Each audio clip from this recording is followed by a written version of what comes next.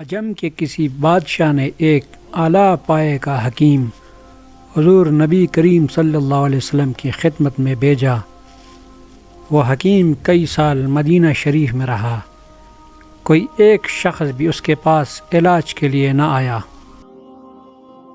ایک دن وہ حضور نبی کریم صلی اللہ علیہ وسلم کی بارگاہ اقدس میں اس شکایت کے ساتھ حاضر ہوا، یہ خادم یہاں کے لوگوں کے علاج معالجہ کے لیے آیا، لیکن اتنی مدت گزرنے کے باوجود کسی نے میری طرف توجہ ہی نہیں کی اور نہ ہی علاج کے لیے کوئی بیمار میرے پاس آیا ہے۔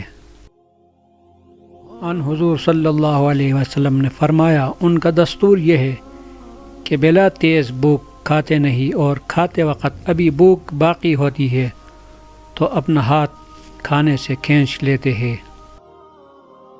ہمیشہ تندرست رہنے کا راز یہی ہے کہ بلا تیز بھوک مت کھاؤ، اور ابھی بھوک باقی ہو تو اس سے ہاتھ کھینچ لو، انسان کبھی بیمار نہیں ہوتا۔